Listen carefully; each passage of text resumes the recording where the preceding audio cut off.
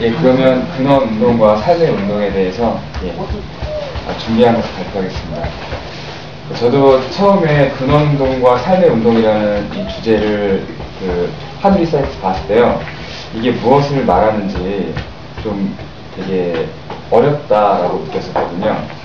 다른 분들 주제 보니까 좀 다른 것 같아서 이게 어떻게 접근을 해야 되나 이런 의문이 되게 많이 들더라고요. 다른 주제들은 그래도 인터넷이나 아니면 사람들이 보통 저희들이 알고 있는 어떤 지식이나 이런 거에 어느 정도 그런 약간 힌트 같은 게 있었는데 이 주제는 좀 그런 힌트들을 찾기가 쉽지 않았던 것 같아요. 그래서 제가 찾은 방법은요, 이제 어렴풋이 근원이 뭐로부터 나오고 다시 뭐로 돌아간다는 옛날에 근원과의 대화, 무교님이 하신 근원과의 대화를 보고 그거를 주제로 잡고, 그 다음에 신의 과학에 있는 뭐에 관한 그 내용들을 바탕으로 한번 근원 운동이 무엇인지 한번 생각해 봤어요. 저희가 근원 신은 뭐로부터 나와서 뭐로 돌아간다고 하잖아요. 그죠? 그래서 이 뭐라는 것은 뭐로부터 나와서 다시 이제 근원의 세계로 이제 간다고 하는데, 이제 무교님이 쓰신 신의 과학에 대해서 뭐에 관한 내용을 한 여러 번 읽다 보니까 반복되는 내용을 제가 제 부조화해서 한번 말씀드리도록 하겠습니다. 모는 음과 양을 가지고 있는데요, 모의 양은 모양이라고 말하고요, 그리고 모의 음은 모음이라고 이렇게 표현하고 있더라고요. 바로 모두 음과 양을 가지고 있는 그런 성질이라는 거죠. 음자가 좀 무슨 돌린다. 네. 이쪽으로 이렇게 보이게. 네, 이렇게 해야 되나?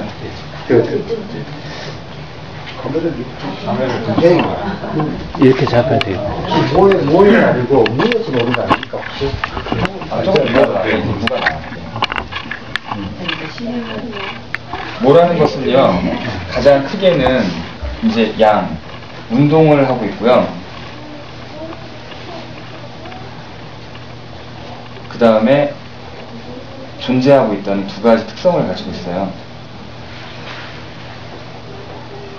뭐가 우주에 어디 있는지 알 수 없고, 그리고 뭐가 모두 어떤 건지 구체적으로 알 수 없지만, 모는 모양과 모음을 갖고 있고요, 운동하면서 존재하고 있습니다.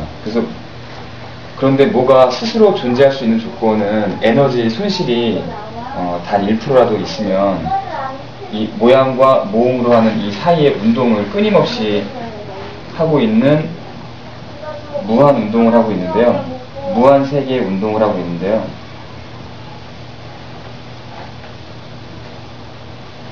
이 운동에 손실이 일어나거나 혹은 이 음과 양의 조화가 온전치 못할 때는 스스로 존재할 수가 없게 되는 그런 상태가 돼요. 그래서 모는 우리가 생각하는 의식이 없고, 의식이 없기 때문에 스스로 무한 운동의 세계를 할 수 있고요.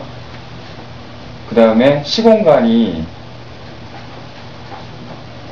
없기 때문에 에너지 손실이, 우리가 이렇게 공을 굴리면 시간과 공간에 의해서 일정한 힘이 계속 소멸되잖아요. 그런데 그런 게 없이 의식과 시공간이 없기 때문에 모는 온전히 모의 자리에서 끊임없는 무한 세계의 운동을 할 수 있다고 이렇게 말을 하더라고요.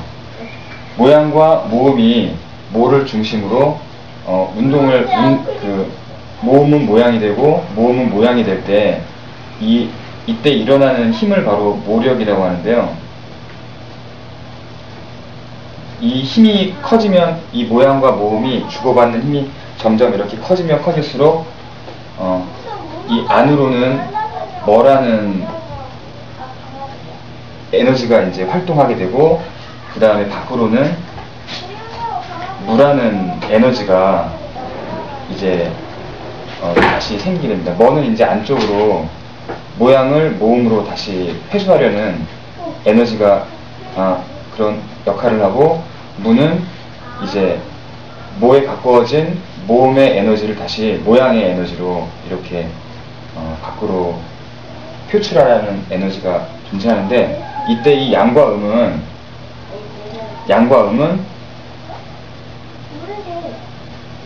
완벽하게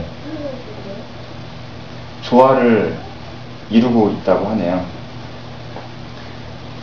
이때 이 머와 이 무의 에너지가 점점 커지고, 이 모양과 모음의 에너지가 점점 커질 때, 마치 이제 이 부풀어 올 때 모의 운동이 점점 커져 나갈 때, 이때 나오는 게 이로부터 나오는 게 바로 차원과 우주가 탄생이 됩니다.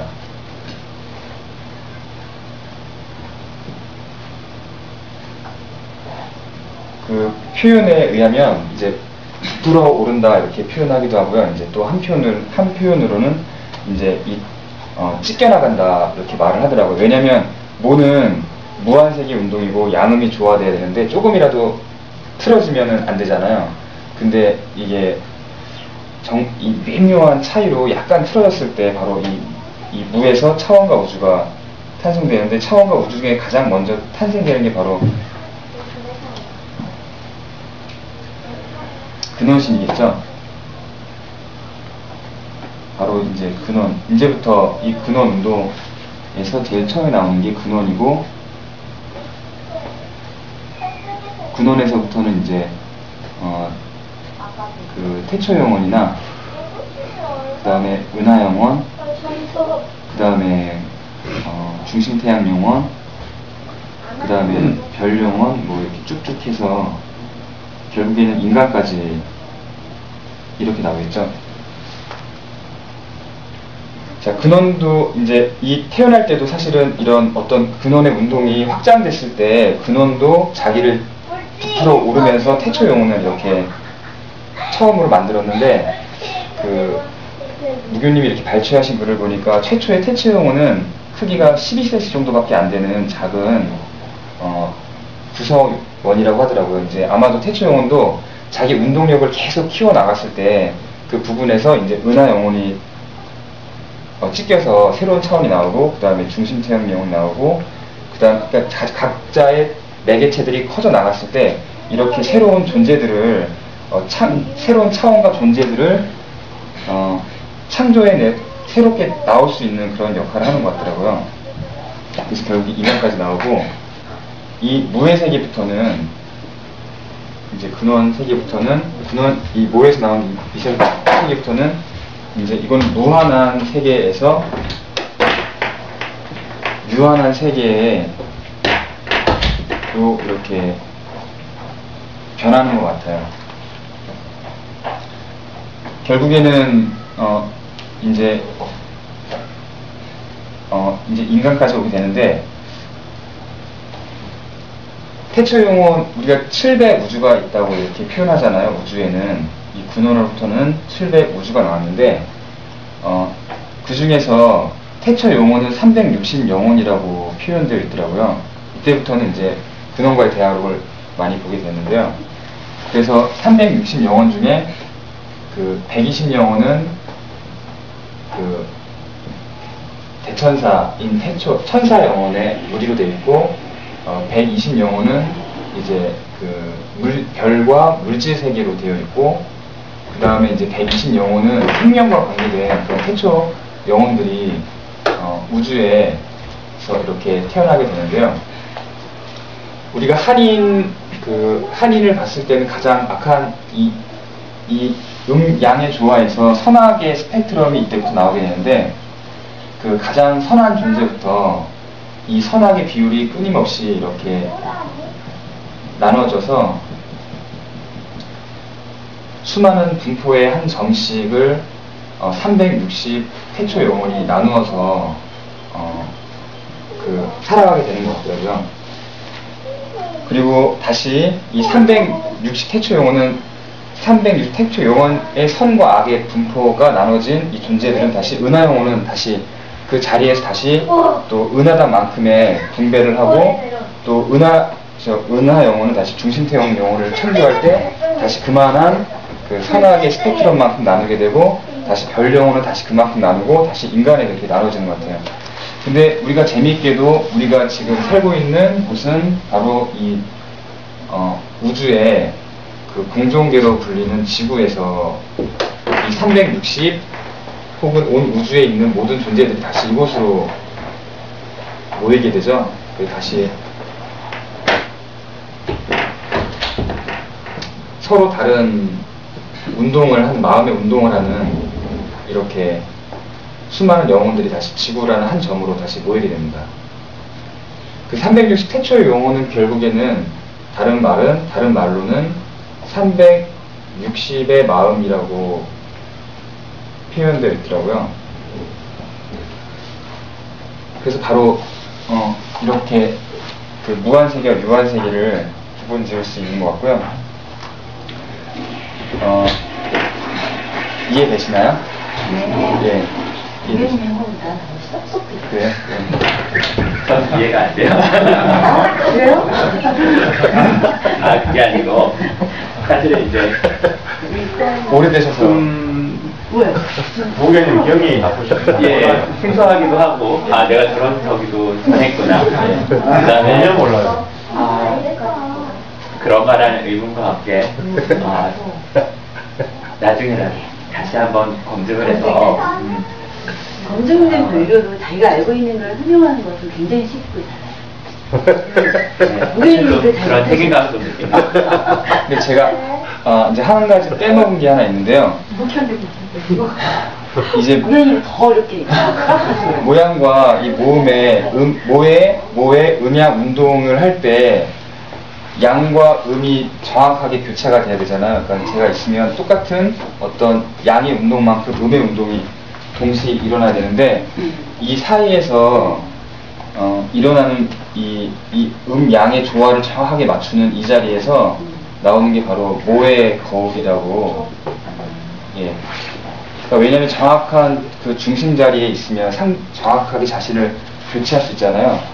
이렇게 할 수 있고, 이게 모의 거울인데 이게 바로 진실의 거울, 그러니까 본질을 꿰뚫는 거울, 본질의 본질이라고 말 수 있고, 또 하나의 그 모의 성질을 말하자면 이 화이트홀과 블랙홀과 화이트홀인데, 제가 비록 여기서는 시공간이 있기 때문에 이렇게 왔다 갔다 한다고 말할 수 있지만, 이 모의 자리에서는 시공간이 없고 의식이 없기 때문에 제가 여기서 모양의 운동을 하더라도 모음의 운동은 문기님 자리에서 할 수도 있고, 또 문기님 자리에서 모음의 운동을 해도 저기 사모님 자리에서 모양의 운동이 다시 일어날 수 있는 것 같아요.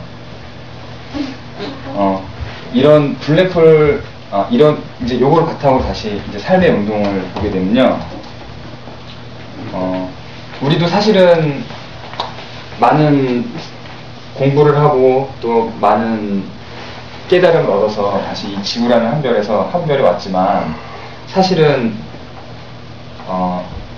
서로 다른 그 마음의 비율을 갖고 있는 거잖아요.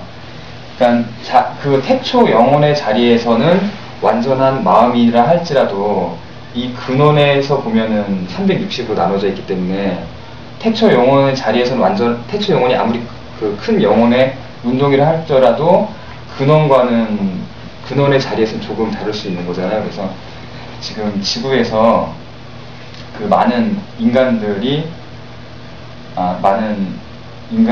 영혼을 지닌 채 인간과 인간의 어떤 교류를 통하는데, 이때도 그 마음의 운동을 충분히 그러니까 자기가 어떤 마음의 운동을, 이 360 마음 중에 마음의 운동을 할 때 그 운동이 충분해졌을 때는 내가 충분한 마음의 운동을, 그러니까 영혼의 운동을, 진동을 이렇게 하게 되면 그 운동의 공부를, 그러니까 자기 진동에 맞는 영혼을 끌어당겨서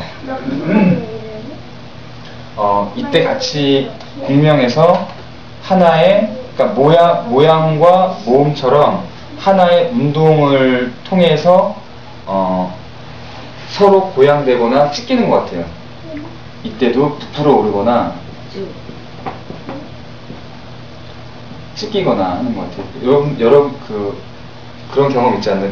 마음의 운동을 하는 것 같은데 마음과 마음이 부닥쳐서 찢기는 거 느껴보신 적이 있으신가요? 찢긴다는 게 뭐 어떤 거예요? 그러니까 뭐 상처를 받거나 찾아다닌다. 아픔, 슬픔 뭐 이런 거. 다 그렇지 많지. 않아요? 근데 사실은 이때는 자기가 충분히 모양과 모음을 운동을 했기 때문에 새로운 차원을 낳는 차원을 이제 자기가 더 새로운 차원으로 업하거나 아니면 이제 새로운 공부를 해야 되는데 그러니까 다시 마음의 스펙트럼을 하나로 모아서 다시 근원의 자리로 돌아가야 되는데 근원도 온 우주가 모든 스펙트럼의 운동을 다 이 지구 같은 별이나 아니면 이 지구를 왔다 간 별들을 통해서 다시 됐을 때 근원으로 돌아가서 근원은 다시 뭐의 힘이 커지면 극대화되면 다시 뭐로 돌아갈 수 있잖아요. 왜냐하면 왜 돌아갈 수 있냐면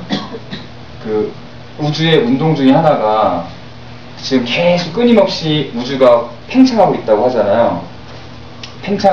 왜냐면 별들의 이런 별자리를 보게 됐을 때 이 정도 이게 10만 광년이었으면 이게 몇 년 뒤에 보면은 12만 광년으로 이런 식으로 계속 우주가 팽창하고 있다고 하더라고요. 근데 이 팽창의 운동이 극대화되면 이 별이 사라진다고 하더라고요. 블랙홀을 통해 사라지고 화이트홀로 사라지는데 마치 이 우주도 이 뭐와 무의 운동과 모양과 몸의 운동이 극대화됐을 때 이 에너지가 임계 질량을 넘어갔을 때 다시 원점이 뭐로 회귀하는 것 같아요. 근데 우리도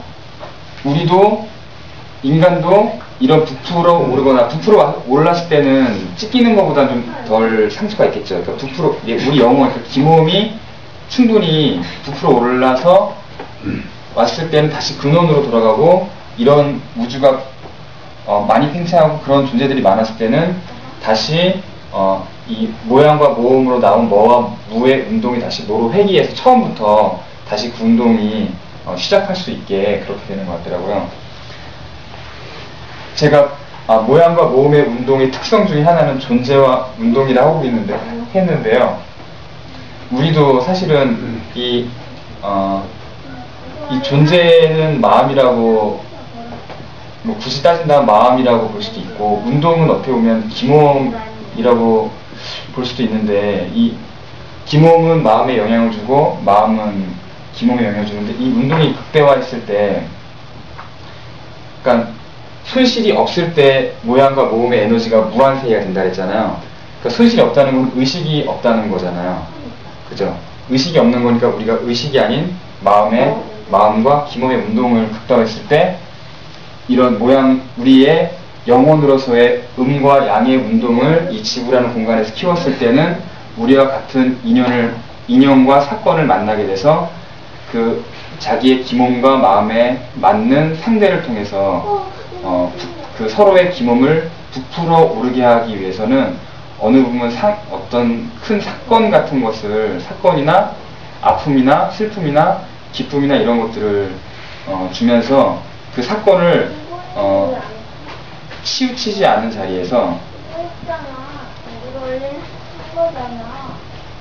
맞나요? 치우치지 않는 자리 그러니까 음양이 조화된 자리에서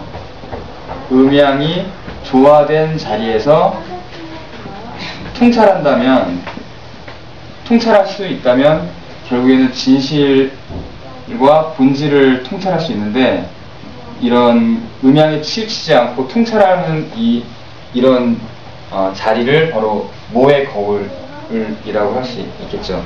그리고 우리의 인연과 인연을 자신에 맞는 그 영혼들을 만나게 할 수 있는 이런 사건들은 바로 이 블랙홀과 화이트홀처럼 어디서 그 존재가 올지 안 올지는 모르는 상태에서 이제 만나게 되는 이 모의 운동과 유사하지 않나 이렇게 생각해 봤습니다.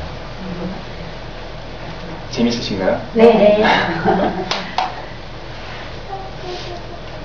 그래서 결국에는 양이 조화된 통찰인데 우리는 사실은 기몸의 옷을 입고 있는 거죠. 영혼의 옷을 입고 있는데 영혼의 옷에는 이름이 있고 그 영혼의 옷을 계속 키워서 결국에는 온전한 영혼의 자리로 서야 되는데 그때는 결국에는 이런 충격이 왔을 때는 치우치고 싶지 않아요. 양쪽으로 내 습이 상대를 공격하면은 치고 싶고 아니면 무서워서 도망가고 싶으면은 숨고 혹은 저희 같은 사람들은 이 진실이 무엇인지 이 아픔, 찢기는 아픔과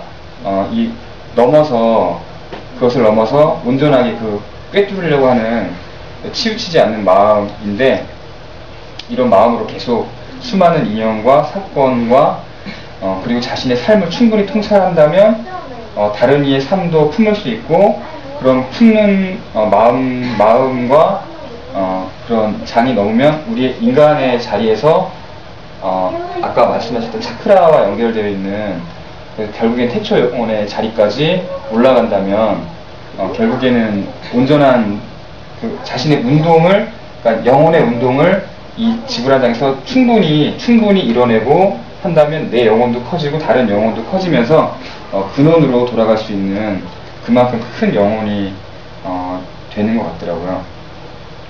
그래서 결국에는 이런 운동을 영혼의 운동, 의식의 운동이 아니라 무한 운동, 이 삶 속에서 무한 운동을 하는 영혼으로 쓰면 그것이 바로 신으로서의 그러니까 모를 닮은 신으로서의